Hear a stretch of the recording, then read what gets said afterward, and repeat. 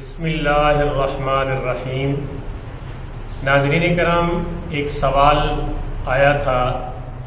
کہ اگر ایسی عورت جس پہ جو شادی شدہ ہو غسل فرض ہو، یعنی غسل جنابت، یا پھر اس کو اپنے مینسز ماہواری اور پیریڈ کے بعد نہانا ہو، تو کیا اس کو اپنے بال کھول کے نہانا ہے یا کھولے بغیر اس کا غسل مکمل ہو جائے گا؟ تو اس ضمن میں عرض یہ ہے کہ امام ترمذی نے ترمذی شریف میں یہ روایت نقل کی ہے، اور اس کی راویہ ہیں زوجۃ النبی صلی اللہ علیہ وآلہ وسلم، حضرت ام سلمہ رضی اللہ تعالی عنہا۔ آپ روایت کرتی ہیں کہ فرماتی ہیں کہ میں رسول اللہ صلی اللہ علیہ وسلم سے میں نے سوال کیا اسی بارے میں کہ اے اللہ کے رسول، میرے بال بڑے گھنے ہیں اور لمبے ہیں، کیا جب میں غسل کروں تو مجھے وہ بال کھولنے پڑیں گے یا کھولے بغیر میرا غسل ہو جائے گا؟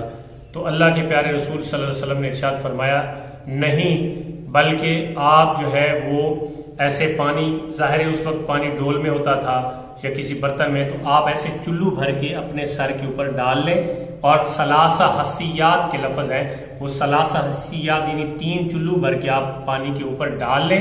اور بال کو اگر نہیں کھولیں گے تو آپ کے غسل سے یہ بات کفایت کر جائے گی۔ مطلب یہ ہے کہ اگر عورت غسل جو اس پہ واجب ہے وہ کرنے لگے، پاکی حاصل کرنے لگے، تو اس غسل کے دوران وہ اپنے جو بندے ہوئے بال ہیں، جس کو پونی کہا جاتا ہے ہمارے زبان، پنجابی زبان میں غالباً، تو اگر اس کو نہ کھولے اور پانی سر کی جڑوں تک پہنچا دے، جس طریقے سے پہنچائے، یعنی کسی برتن کے ذریعے یا ٹونٹے کے نیچے اپنا سر کر لے یا جو بھی طریقہ کار ہے، تو اس حوالے سے اگر سر کے اوپر پانی گیا اور بال اس نے نہیں کھولے، یعنی بال اگر اس کے خشک رہے، جو بال آگے بڑھے ہوئے ہیں، تو ہر صورت میں اس کا غسل ہو جائے گا۔ اسی طرح ایک اور سوال بھی پوچھا گیا، اکثر اعتراض بھی ہوتا ہے اور پوچھا بھی جاتا ہے کہ اگر کسی مرد کی ایک سے زیادہ شادیاں ہیں، یا کوئی مرد ایک سے زیادہ مرتبہ اپنی منکوہ زوجہ کے پاس رات کو جانا چاہتا ہے، تو کیا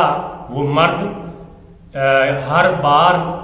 غسل جنابت کرے گا؟ یعنی اپنی زوجہ سے ہم بستری سے پہلے وہ ہر بار غسل کرے گا، یا ایک ہی غسل کے ساتھ وہ مختلف ازواج کے پاس،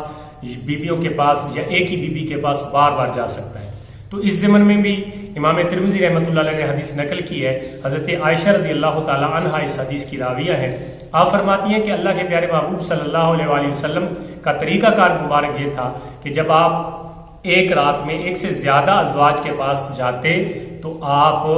غسل نہیں فرمایا کرتے تھے، بلکہ وضو فرما کے دوسرے